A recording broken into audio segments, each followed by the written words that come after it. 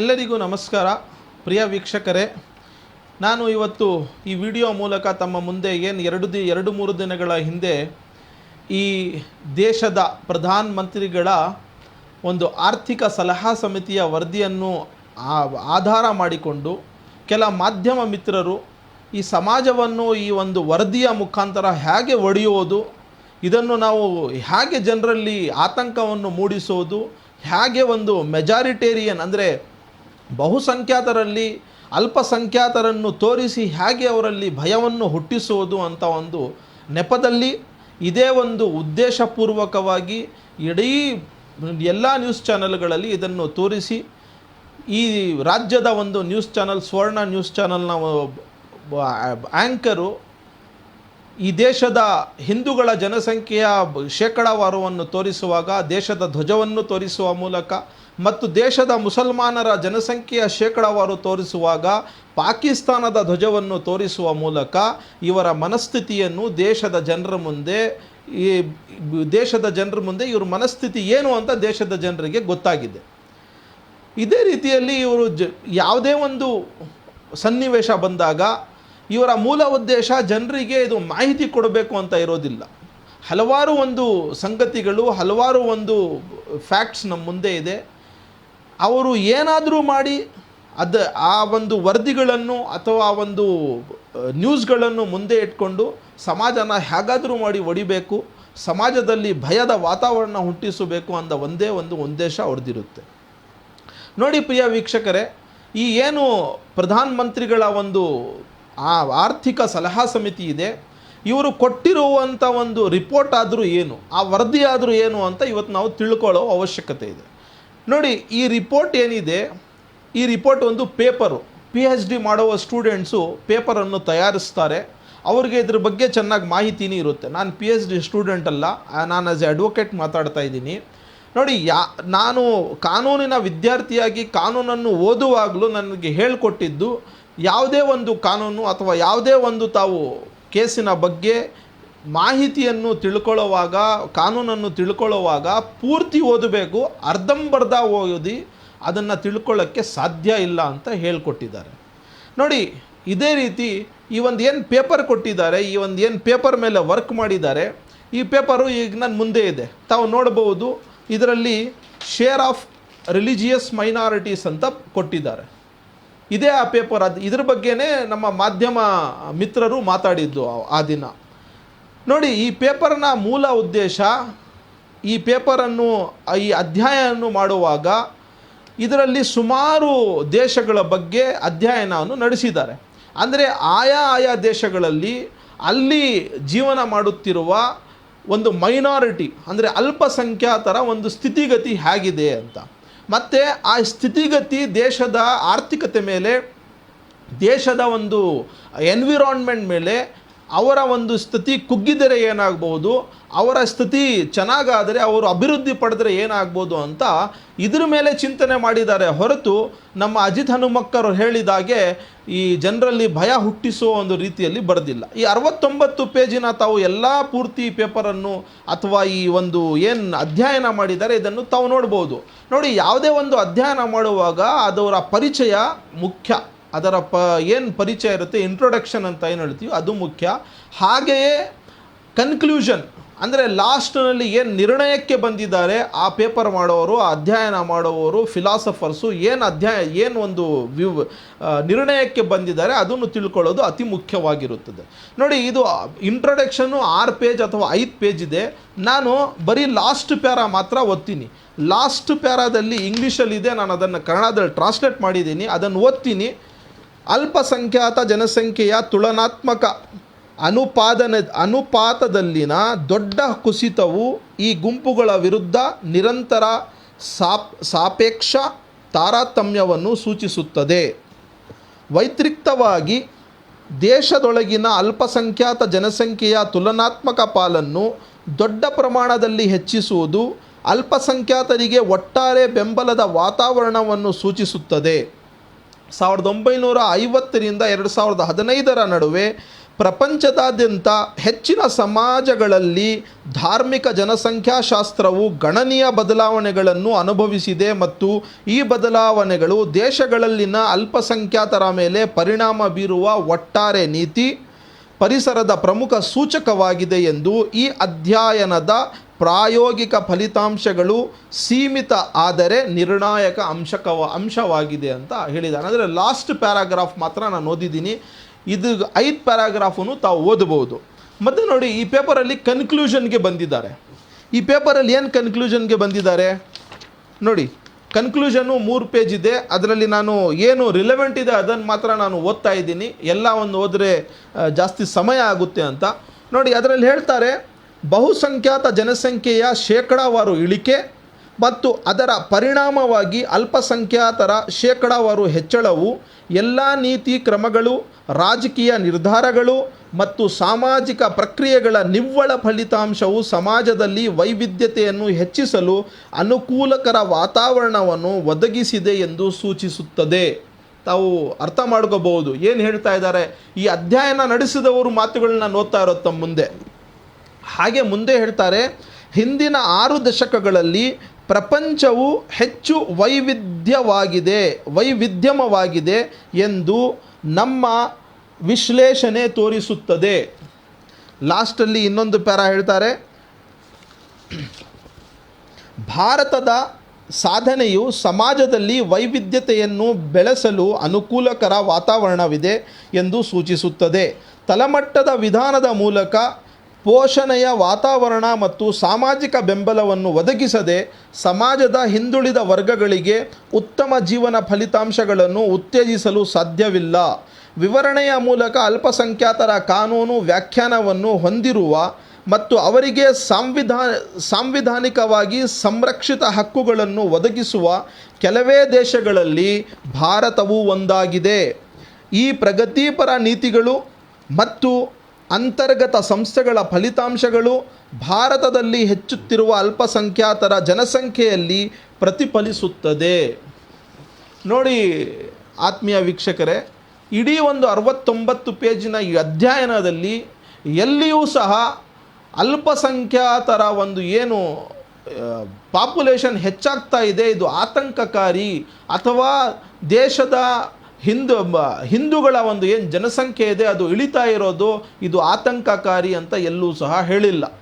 ಆದರೆ ನಮ್ಮ ಮಾಧ್ಯಮ ಮಿತ್ರರು ಹೇಳುವಾಗ, ಮುಸ್ಲಿಮರ ಜನಸಂಖ್ಯೆ ಬಗ್ಗೆ ಮಾತಾಡುವಾಗ ಮುಸ್ಲಿಮರ ಜನಸಂಖ್ಯೆ 43% ಶೇಕಡಾವಾರು ಜಾಸ್ತಿ ಆಗಿದೆ, ಹಿಂದೂಗಳ ಜನಸಂಖ್ಯೆ ಶೇಕಡಾವಾರು ಕಡಿಮೆ ಆಗಿದೆ ಅಂತ ಹೇಳಿದರು. ನಾನು ಇದನ್ನು ನ್ಯೂಸನ್ನು ಕೇಳಿಕೊಂಡಾಗ ಈ ಒಂದು ಡಿಸ್ಕಷನನ್ನು ಕೇಳಿಕೊಂಡು ನಾನು ಸಹ ಅಧ್ಯಯನ ಮಾಡಿದೆ, ಇದು ಅವ್ರು ಹೇಳ್ತಾ ಇರೋದು ಏನು ನಿಜಾನ, ಈ ಪೇಪರಲ್ಲಿ ಆ ಥರ ಏನಾದರೂ ಹೇಳಿದಾರಂತ. ಮೊಟ್ಟ ಮೊದಲನೇದಾಗಿ ಈ ಪೇಪರಲ್ಲಿ ಏನು ಅಂಕಿಅಂಶಗಳನ್ನು ತಗೊಂಡಿದ್ದಾರೆ ಅದು ನಮ್ಮ ದೇಶದಲ್ಲಿ ನಡೆದಕ್ಕಂತಹ ಏನು 1951, 1961, 71, 81, 91, 2001 ಮತ್ತು 2011 ಏನು ಸೆನ್ಸಸ್ ಇದೆ ಅದನ್ನು ಆಧರಿಸಿಕೊಂಡು ಪಾಪ್ಯುಲೇಷನನ್ನು ತಗೊಂಡಿದ್ದಾರೆ. ಅದನ್ನೇ ಆಧರಿಸಿಕೊಂಡು ಶೇಕಡಾವಾರು ಏನು ಪಾಪ್ಯುಲೇಷನ್ 2012ರಲ್ಲಿ ಜಾತಿವಾರು ಶೇಕಡಾವಾರು ತೋರಿಸಿದ್ರು, percentage of the population as per our religion ಏನು ತೋರಿಸಿದ್ರು ಅದನ್ನು ತಗೊಂಡಿದ್ದಾರೆ. ಅದನ್ನು ಆಧರಿಸಿಕೊಂಡು ಈ ಒಂದು ಅಧ್ಯಯನ ಮಾಡಿದ್ದಾರೆ. ಈ ಅಧ್ಯಯನದ ಮೂಲ ಉದ್ದೇಶ ಯಾರ ಜನಸಂಖ್ಯೆ ಜಾಸ್ತಿ ಆಗಿದೆ, ಯಾರ ಜನಸಂಖ್ಯೆ ಕಡಿಮೆ ಆಗಿದೆ, ಈ ಜನಸಂಖ್ಯೆಯಿಂದ ದೇಶ ಅಪಾಯದಲ್ಲಿದೆಯೋ, ದೇಶದಲ್ಲಿ ಸುಖ ಇದೆಯೋ ಅಂತ ಹೇಳೋದಲ್ಲ. ಈ ಒಂದು ಅಧ್ಯಯನದ ಮೂಲ ಉದ್ದೇಶ, ತಾವು ಇಡೀ ಅಧ್ಯಯನವನ್ನು ತಾವು ನೋಡಬಹುದು. ಈ ಅಧ್ಯಯನದ ಮೂಲ ಉದ್ದೇಶ ಇಷ್ಟೇ, ದೇಶದ ಒಂದು ಎಕಾನಮಿ, ದೇಶದ ಒಂದು ಆರ್ಥಿಕತೆಯ ಮೇಲೆ ಮೈನಾರಿಟೀಸ್ ಕಡಿಮೆ ಆದರೆ, ಅಂದರೆ ದೇಶದ ಒಂದು ಮೆಜಾರಿಟೇರಿಯನ್ ಮುಂದೆ ಏನು ಮೈನಾರಿಟೀಸ್ ಇರ್ತಾರೆ ಅವರು ಕಡಿಮೆ ಆದರೆ ಯಾವ ರೀತಿಯಾದ ಒಂದು ರಿಸಲ್ಟ್ ಬರುತ್ತೆ, ಅವರು ಹೆಚ್ಚಾದರೆ ಯಾವ ರೀತಿಯ ಒಂದು ರಿಸಲ್ಟ್ ಬರುತ್ತೆ. ಅಂದರೆ ಈ ಅಧ್ಯಯನದಲ್ಲಿ ಹೇಳುವಾಗ ಹೇಳ್ತಾರೆ, ನಮ್ಮ ದೇಶದ ಒಂದು ಏನು ವಾತಾವರಣ ಇದೆ, ಈ ವಾತಾವರಣದಲ್ಲಿ ಮೈನಾರಿಟೀಸ್ ಜಾಸ್ತಿ ಆಗಿದ್ದಾರೆ. ಅದೇ ನಾವು ಬೇರೆ ದೇಶಗಳಲ್ಲಿ ನಾವು ನೋಡಿದ್ರೆ, ಬೇರೆ ದೇಶಗಳ ಅಧ್ಯಯನ ಮಾಡಿದ್ರೆ, ನಾವು ಪಾಕಿಸ್ತಾನ ತಗೋಬೋದು, ಅಫ್ಘಾನಿಸ್ತಾನ ತಗೋಬೋದು, ಬಾಂಗ್ಲಾದೇಶ್ ತಗೋಬೋದು, ಅಥವಾ ಇನ್ನಿತರೆ ದೇಶಗಳು ತಗೊಂಡ್ರೆ ಅಲ್ಲಿ ಮೈನಾರಿಟೀಸ್ ಏನಿದ್ರು ಅವರು ಕುಗ್ಗಿದ್ದಾರೆ, ಅಂದರೆ ಅವರು ಆ ವಾತಾವರಣವನ್ನು ಕಲ್ಪಿಸಿಕೊಟ್ಟಿಲ್ಲ ಅಂತ ಹೇಳುವ ಮೂಲಕ ಈ ಒಂದು ಅಧ್ಯಯನ ಮಾಡಿದ್ದಾರೆ. ಆದರೆ ತಾವು ನೋಡಬಹುದು ನಮ್ಮ ಮಾಧ್ಯಮ ಮಿತ್ರರು ಏನು ಹೇಳಿದ್ದು ನಮಗೆ, ಈ 43% ಮುಸಲ್ಮಾನರು ಜಾಸ್ತಿ ಆಗಿಬಿಟ್ಟಿದ್ದಾರೆ, 43% ಜನಸಂಖ್ಯೆ ಜಾಸ್ತಿ ಆಗಿಬಿಟ್ಟಿದೆ ಅಂತ. ನೋಡಿ, ನಾನು 1951ರಿಂದ 2011ರವರೆಗಿನ ಏನು ಸೆನ್ಸಸ್ ಆಗಿದೆ ತಮಗೆ ಗೊತ್ತಾಗಲಿ ಅಂತ ಹೇಳ್ತಾ ಇದ್ದೀನಿ. 2021ರಲ್ಲಿ ಸೆನ್ಸಸ್ ಆಗಬೇಕಾಗಿತ್ತು, ಆದರೆ ಕೇಂದ್ರ ಸರ್ಕಾರ ಅದು ಇವತ್ತವರೆಗೂ ಮಾಡಿಲ್ಲ. 3 ವರ್ಷ ಆಯಿತು. ಈ 3 ವರ್ಷ ಆದ್ರೂ 2021ರ ಸೆನ್ಸಸ್ ಮಾಡಿಲ್ಲ ಅವರು. ನಮ್ಮ ಮುಂದೆ ಲಭ್ಯವಿರೋ ಅಂಕಿ ಅಂಶಗಳನ್ನು ನಾನು ಮುಂದೆ ಇಟ್ಕೊಂಡು ತಮಗೆ ಅರ್ಥ ಆಗಬೇಕು ಅಂತ ನಾನೊಂದು ಟೇಬಲ್ ಮಾಡಿದ್ದೀನಿ. ಆ ಟೇಬಲಲ್ಲಿ ನಾನು ಹೇಳ್ಕೊಂಡು ಹೋಗ್ತೀನಿ. ನೋಡಿ, 1951ರಲ್ಲಿ ಏನು ಪಾಪ್ಯುಲೇಷನ್ ಸರ್ವೆ ಮಾಡಿದ್ರು, ಆ ಪಾಪ್ಯುಲೇಷನ್ ಸರ್ವೆಯಲ್ಲಿ ಒಟ್ಟಾರೆ ಪಾಪ್ಯುಲೇಷನ್ ಈ ದೇಶದ 36,10,88,000 ಆಯಿತು.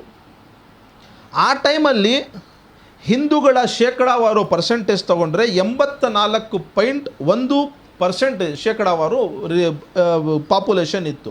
ಅಂದರೆ ನಾವು ನಂಬರ್ಸಲ್ಲಿ ನೋಡಿದಾಗ 30,36,75,008 ಜನ ಹಿಂದೂಗಳಿದ್ದರು. ಅದೇ ಮುಸ್ಲಿಮರಿಗೆ ಬಂದರೆ ಶೇಕಡಾವಾರು 9.8%. ಅದನ್ನು ನಾವು ನಂಬರ್ಸಲ್ಲಿ ತಗೊಂಡ್ರೆ 3,53,86,624 ಜನಸಂಖ್ಯೆ ಇತ್ತು ಮುಸಲ್ಮಾನರದು. ನಂಬರ್ಸಲ್ಲಿ ಹೇಳಬಹುದು ಅವರು ಜಾಸ್ತಿ ಆಗಿಬಿಟ್ಟಿದ್ದಾರೆ, ಏನು ಅವ್ರು ಹೇಳೋ ಪ್ರಕಾರ ಏನು ಅರ್ಧಕ್ಕರ್ಧ ಅಷ್ಟು ಮುಸ್ಲಿಮ್ಸ್ ಆಗಿಬಿಟ್ಟಿದ್ದಾರೆ, ಏನು 50-50 ರೀತಿಯಲ್ಲಿ ವಿವರಣೆ ಮಾಡಿಬಿಟ್ರು ಜನರ ಮುಂದೆ ಅವರು. ಆದರೆ ನಂಬರ್ಸಲ್ಲಿ ನಾವು ತಗೊಂಡಾಗ ನೋಡಿ, ತಾವು ನೋಡಬಹುದು,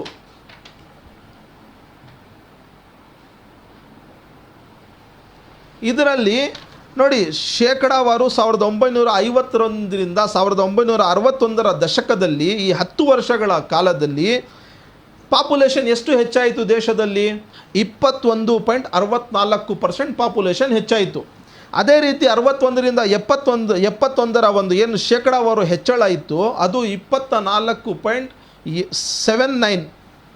1971ರಿಂದ 81ರವರೆಗೆ ದೇಶದ ಒಟ್ಟಾರೆ ಪಾಪ್ಯುಲೇಷನ್ ಹೇಳ್ತಾ ಇರೋದು ನಾನು. ಅದರಲ್ಲಿ ಎಷ್ಟು ಹೆಚ್ಚಳ ಆಯಿತು ಅಂತ 1981ರಿಂದ 91ರವರೆಗೆ 23.86%, 86% ಜಾಸ್ತಿ ಆಯಿತು. 1991ರಿಂದ 2001ರ ಒಂದು ಏನು ಈ ದಶಕ ಇದೆ ಅದರಲ್ಲಿ 21.53% ಜಾಸ್ತಿ ಆಯಿತು. ಅದೇ ರೀತಿ 2001ನಿಂದ 2011ವರೆಗೂ ದೇಶದ ಒಟ್ಟು ಏನು ಈಗ ಪಾಪ್ಯುಲೇಷನ್ ನಾವು ಕನ್ಸಿಡರ್ ಮಾಡ್ತಾ ಇದ್ದೀವಿ ಅದು 1,120,08,55,000. ಹೆಚ್ಚಳ ಎಷ್ಟಾಯಿತು? ಬರೀ 17.70% ಆಯಿತು. ಅಂದರೆ ನಾವು ಮೇಲೆಯಿಂದ ನೋಡ್ಕೊಂಡು ಬರ್ಬೋದು, ಇದು 20 ಶೇಕಡಾವಾರು 20ಗಿಂತ ಕಡಿಮೆ ಬಂದುಬಿಡ್ತು ಪಾಪ್ಯುಲೇಷನ್. ಅಂದರೆ ಯಾವ ಒಂದು ವೇಗದಲ್ಲಿ ಪಾಪ್ಯುಲೇಷನ್ ಹೆಚ್ಚಾಗ್ತಾ ಇತ್ತು ಆ ವೇಗ ಒಂದೇ ಸತಿ ಕುಸಿತ ಆಯಿತು ಈ ಒಂದು 10 ವರ್ಷದಲ್ಲಿ. ಯಾವ ರೀತಿ ಒಟ್ಟಾರೆ ಪಾಪ್ಯುಲೇಷನ್ ಕುಸಿತವಾಗಿದೆಯೋ ಅದೇ ರೀತಿ ಹಿಂದೂಗಳ ಒಂದು ಪಾಪ್ಯುಲೇಷನ್ನು ಕುಸಿತವಾಗಿದೆ. ನಂಬರ್ಸಲ್ಲಿ ಮುಸ್ಲಿಮ್ಸ್ ಪಾಪ್ಯುಲೇಷನ್ನು ಸಹ ಕುಸಿತವಾಗಿದೆ. ನೋಡಿ, ನಾನು ಹಿಂದೂಗಳ ಒಂದು ಪಾಪ್ಯುಲೇಷನ್ ಬಗ್ಗೆ ಹೇಳೋದಾದರೆ 1951ರಿಂದ 61ರ ಒಂದು 10 ವರ್ಷದ ಒಂದು ಅವಧಿಯಲ್ಲಿ ಪಾಪ್ಯುಲೇಷನ್ ಎಷ್ಟು ಹೆಚ್ಚಾಯಿತು ಇವ್ರದ್ದು ಹಿಂದೂಗಳದ್ದು ಅಂದರೆ 20.70. ಅದೇ ರೀತಿ 1961ರಿಂದ 71ರ ಒಂದು 10 ವರ್ಷದ ಈ ಅವಧಿಯಲ್ಲಿ 23.72. ಅದೇ ರೀತಿ 1981ರಲ್ಲಿ ತಾವು ನೋಡ್ಬೋದು 20ರಿಂದ 23%, ಸ್ವಲ್ಪ 23.72 ಅಂದರೆ ಹೆಚ್ಚಳ ಆಗಿದೆ. ಅದೇ ರೀತಿ ತಾವು 1971ರಿಂದ 81ರ ದಶಕದಲ್ಲಿ ಆ ಒಂದು ಅವಧಿಯಲ್ಲಿ 24.01% ಆಯಿತು ಹೆಚ್ಚಳ. 1981ರಿಂದ 91ರವರೆಗೆ ಈ ಏನು ಪಾಪ್ಯುಲೇಷನ್ ಇತ್ತು ಹೆಚ್ಚಳ ಅದು 22.70 ಆಯಿತು. ಅದೇ ರೀತಿ 1991ರಿಂದ 2001ರವರೆಗೆ 20.00 ಆಯಿತು. 2001ರಿಂದ 2011ರಲ್ಲಿ ಬರೀ ಈ ದೇಶದ ಹಿಂದೂಗಳ ಒಂದು ಜನಸಂಖ್ಯೆಯ ಒಂದು ಏನು ಪಾಪ್ಯುಲೇಷನ್ ಇನ್ಕ್ರೀಸ್ ಆಗೋ ಒಂದು ಏನು ರೇಟ್ ಇದೆ, ಎಷ್ಟು ಇನ್ಕ್ರೀಸ್ ಆಗಿಲ್ಲ ಅಂತ ಇನ್ಕ್ರೀಸ್ ಆಗಿದೆ. ಇನ್ಕ್ರೀಸ್ ಆಗೋದರಲ್ಲಿ ಅದರಲ್ಲಿ ಕುಸಿತ ಆಗಿದೆ. ಏನಾಯಿತು? 16.73% ಜಾಸ್ತಿ ಆಯಿತು. ನಾವೀಗ ಮುಸ್ಲಿಮರ ಒಂದು ಜನಸಂಖ್ಯೆಗೆ ಬರ್ಬೋದು. ಅಂದರೆ ಈ ಒಂದು ಪ್ರಕಾರದಲ್ಲಿ ನಾವು ಲೆಕ್ಕ ಹಾಕ್ಕೊಂಡ್ರೆ ದೇಶದಲ್ಲಿ ಒಟ್ಟಾರೆ ಹಿಂದೂಗಳ ಜನಸಂಖ್ಯೆ 2011 ಸೆನ್ಸಸ್ನ ಪ್ರಕಾರ ಒಟ್ಟಾರೆ 121,08,55,000 ಒಂದು ಏನು ಈ ಜನಸಂಖ್ಯೆ ಇದೆ, ಇದರಲ್ಲಿ ಹಿಂದೂ ಮಿತ್ರರ ಒಂದು ಜನಸಂಖ್ಯೆ 96,290 ಜನ ಹಿಂದೂಗಳು ಅಂತ ಜನಸಂಖ್ಯೆ ಆಯಿತು. ಅಂದರೆ ಒಟ್ಟಾರೆ ಪರ್ಸೆಂಟೇಜ್ ನಾವು ಬಂದಾಗ 79.80 ಆಯಿತು. ಅದೇ ರೀತಿ ನಾವು ಮುಸಲ್ಮಾನರ ಒಂದು ಜನಸಂಖ್ಯೆಯನ್ನು ನೋಡ್ತಾ ಹೋದರೆ ನೋ ಡೌಟ್ ಪರ್ಸೆಂಟೇಜಲ್ಲಿ ಇವ್ರು ಹೇಳೋ ಪ್ರಕಾರ ಜಾಸ್ತಿ ಆಗಿದೆ. ಬಟ್ ನಂಬರ್ಸಲ್ಲಿ ನೋಡಬೇಕಲ್ಲ, ನಂಬರ್ಸಲ್ಲಿ ಜಾಸ್ತಿ ಆಗಿಲ್ಲ. ನಂಬರ್ಸಲ್ಲಿ ಯಾಕೆ ಜಾಸ್ತಿ ಆಗಿಲ್ಲ ಅಂದರೆ ನೋಡಿ, ಈ ಪರ್ಸೆಂಟೇಜ್ ಯಾಕೆ ಇಲ್ಲಿ ಡಿಕ್ರೀಸ್ ಆಯಿತು ಅಂದರೆ ಬೇರೆ ಸಮುದಾಯ ಸ್ವಲ್ಪ ಜಾಸ್ತಿ ಆದಾಗ ಬೇರೆ ಪ್ರಪೋರ್ಷನೇಟ್ ಏನಿದೆ ಅದು ಕುಗ್ಗೋದು ಸಹಜನೇ. ಮುಸಲ್ಮಾನರ ಒಂದು ಪಾಪ್ಯುಲೇಷನ್ಗೆ ನಾವು ಇದು ಲೆಕ್ಕ ಹಾಕ್ಕೊಳ್ಳೋವಾಗ ಇದು ಇನ್ಕ್ರೀಸಿಂಗ್ ರೇಟ್ ಇತ್ತಲ್ಲ ಮುಸಲ್ಮಾನರ ಪಾಪ್ಯುಲೇಷನ್ದು, 1951ರಿಂದ 61 ಈ 10 ವರ್ಷದ ಅವಧಿಯಲ್ಲಿ ಇನ್ಕ್ರೀಸಿಂಗ್ ಆಫ್ ಪಾಪ್ಯುಲೇಷನ್ ಅಂದರೆ ಈ ಪಾಪ್ಯುಲೇಷನ್ ಹೆಚ್ಚಳವಾಗುವ ಒಂದು ಏನು ಪ್ರಪೋರ್ಷನೇಟ್ ಇತ್ತು ಅಥವಾ ಏನು ಶೇಕಡಾವಾರು ಇತ್ತು ಅದು 32.68% ಇತ್ತು. ಆದರೆ ಬರ್ತಾ ಅದು ಎಷ್ಟಕ್ಕೆ ಕುಗ್ಗಿದೆ ಅಂದರೆ 24.71%ಗೆ ಕುಗ್ಗಿದೆ. ಅಂದರೆ ತಾವು ನೋಡ್ಕೋಬೋದು 32% ಎಲ್ಲಿ 24% ಎಲ್ಲಿ ಅಂತ. ಅಂದರೆ ಪಾಪ್ಯುಲೇಷನ್ ಹೆಚ್ಚಾಗಿರ್ಬೋದು, ಅಂದರೆ ಆ ಪಾಪ್ಯುಲೇಷನ್ನು 1951ರಿಂದ 61 ಬಗ್ಗೆ ಏನು ಇನ್ಕ್ರೀಸಿಂಗ್ ರೇಟ್ ಇತ್ತು, ಇನ್ಕ್ರೀಸಿಂಗ್ ಫ್ಯಾಕ್ಟರ್ ಅಥವಾ ಇನ್ಕ್ರೀಸಿಂಗ್ ಪರ್ಸೆಂಟೇಜ್ ಇತ್ತು, ಅದು ಬರ್ತಾ ಏನಾಯಿತು 24.71% ಆಯಿತು. ಈ ನಮ್ಮ ನಿರೂಪಕರು ಹೇಳುವ ಪ್ರಕಾರ ಇದು ಹೆಚ್ಚಾಗಿರಬೇಕಾಗಿತ್ತಲ್ಲ. ಅಂದರೆ ನಾನು ಪಾಪ್ಯುಲೇಷನು ಹೇಳಿಬಿಡ್ತೀನಿ. ಒಟ್ಟಾರೆ ಪಾಪ್ಯುಲೇಷನ್ 2011 ಪ್ರಕಾರ ಮುಸ್ಲಿಮರ ಪಾಪ್ಯುಲೇಷನ್ನು 17,23,04,664 ಜನ ಮುಸಲ್ಮಾನರಿದ್ದಾರಂತ ಈ ಒಂದು ಸೆನ್ಸಸ್ ಹೇಳುತ್ತೆ. ಇದು ನಾನು ಸೆನ್ಸಸ್ನ ಆಧಾರ ಇಟ್ಕೊಂಡು ಹೇಳ್ತಾ ಇರೋದು. ನಾನು ಯಾಕೆ ಇಷ್ಟು ಕ್ಲಿಯಾರಿಟಿಯಾಗಿ ಹೇಳ್ತಾ ಇದ್ದೀನಿ ಅಂದರೆ ದೇಶದಲ್ಲಿ ಭಯದ ವಾತಾವರಣವನ್ನು ಹುಟ್ಟಿಸುವ ಒಂದು ನೆಪದಲ್ಲಿ ನಮ್ಮ ಮಾಧ್ಯಮ ಮಿತ್ರರು ಕೆಲಸ ಮಾಡ್ತಾರೆ. ಇದು ಎಲ್ಲರಿಗೂ ಅರ್ಥ ಆಗಬೇಕು. ನೋಡಿ, ಇವರು ಹೇಳಿದ್ರು 3 ಕಾರಣಗಳು. ಅಂದರೆ ಅಜಿತ್ ಹನುಮಕ್ಕರ್ ಅವರು ಹೇಳಿದ್ರು ಈ ದೇಶದಲ್ಲಿ ಮುಸಲ್ಮಾನರ ಪಾಪ್ಯುಲೇಷನ್ ಜಾಸ್ತಿ ಆಗಬೇಕಾದ್ರೆ 3 ಕಾರಣಗಳು ಅಥವಾ 4 ಕಾರಣಗಳು ಅಂತ ಹೇಳಿದ್ರು. ನಾನು ಅವ್ರ ಜೊತೆ ಡಿಬೇಟ್ಗೆ ರೆಡಿ ಇದ್ದೀನಿ, ಅವ್ರು ಬರಲಿ. ಆ ಕಾರಣಗಳು ಒಂದನೇದೇನು ಹೇಳಿದ್ರು, ಈ ದೇಶದಲ್ಲಿ ಏನು ಚೈಲ್ಡ್ ಮ್ಯಾರೇಜ್ ಆ್ಯಕ್ಟ್ ಇದೆ, ಅಂದರೆ ಕಡಿಮೆ ವಯಸ್ಸಿನ ಮಕ್ಕಳಿಗೆ ಏನು ವಿವಾಹ ಮಾಡಬಾರ್ದು ಅಂತ ಕಾನೂನಿದೆ, ಆ ಕಾನೂನು ಮುಸಲ್ಮಾನರಿಗೆ ಅನ್ವಯ ಆಗಲ್ಲ ಅಂತ ನಾನು ಅವ್ರಿಗೆ ಹೇಳೋಕ್ಕೆ ಇಷ್ಟಪಡ್ತೇನೆ. ಈ ದೇಶದಲ್ಲಿ ಬರೀ ಪರ್ಸ್ನಲ್ ಲಾ ಅಂದರೆ ಮದುವೆ ಆದ ನಂತರ ಏನು ಡೈವರ್ಸ್ ಇರುತ್ತೆ, ಬೇರೆದು ಇರುತ್ತೆ, ಅದು ಮತ್ತು ಮೇಂಟೆನೆನ್ಸು ಮತ್ತು ಆಸ್ತಿಯ ವಿಚಾರಕ್ಕೆ ಬಂದರೆ ಪರ್ಸ್ನಲ್ ಲಾ ಅಪ್ಲೈ ಆಗ್ಬೋದು. ಆದರೆ ಯಾವುದೇ ಒಂದು ವ್ಯಕ್ತಿ ಕ್ರಿಮಿನಲ್ ಆ್ಯಕ್ಟ್ಗೆ ಬಂದುಬಿಟ್ರೆ, ಅಂದರೆ ದೇಶದಲ್ಲಿ ಕಡಿಮೆ ವಯಸ್ಸಿನಲ್ಲಿ ಮದುವೆ ಮಾಡೋದು ತಪ್ಪು, ಕಾನೂನು ಬಾಹಿರ ಅದು. ಆ ಕಾನೂನು ಬಾಹಿರ ಯಾವುದಾದ್ರೂ ಒಂದು ಕ್ರಮ ಅಥವಾ ಯಾವುದಾದ್ರೂ ಒಂದು ಕೇಸ್ ಆದರೆ ಅದರಲ್ಲಿ ಪರ್ಸ್ನಲ್ ಲಾ ಏನು ಅಂತ ನೋಡಲ್ಲ ಅಜಿತ್ ಹನುಮಕ್ಕರ್ ಅವರೇ. ಅದರಲ್ಲಿ ನೋಡೋದು ಸ್ಪೆಷಲ್ ಲಾ ಏನು ಹೇಳ್ತಾ ಇದೆ ಅಂತ.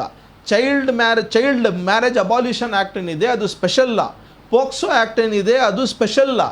ಯಾರೋ 16 ವರ್ಷದ ವಯಸ್ಸಿನ ಒಂದು ಹೆಣ್ಮಗುನ ಕರ್ಕೊಂಡೋಗಿ ಮದುವೆ ಮಾಡಿಕೊಂಡ್ರೆ ಅವನ ಮೇಲೆ ಚೈಲ್ಡ್ ಮ್ಯಾರೇಜ್ ಆ್ಯಕ್ಟ್ ಬರಲ್ಲ, ಮುಸಲ್ಮಾನರಿಗೆ ಅನ್ವಯ ಆಗಲ್ಲ ಅಂತ ಎಲ್ಲೂ ಇಲ್ಲ, ಯಾವ ಕಾನೂನಲ್ಲೂ ಇಲ್ಲ.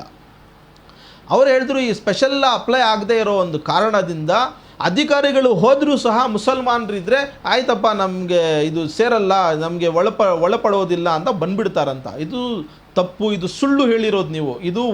ಇದು ಸುಳ್ಳು. ಇದು ಕಾನೂನಲ್ಲಿ ಅಥವಾ ದೇಶದಲ್ಲಿ ಯಾವತ್ತೂ ಆ ಥರ ಆಗಿಲ್ಲ. ನೆಕ್ಸ್ಟ್ ಏನು ಹೇಳ್ತಾರೆ ಅವರು, ಈ ದೇಶದಲ್ಲಿ ಮುಸಲ್ಮಾನರ ಒಂದು ಪಾಪ್ಯುಲೇಷನ್ ಹೆಚ್ಚಾಗಬೇಕಾದ್ರೆ ಬಹುಪತ್ನಿತ್ವ ಅಂತ ಹೇಳ್ತಾರೆ.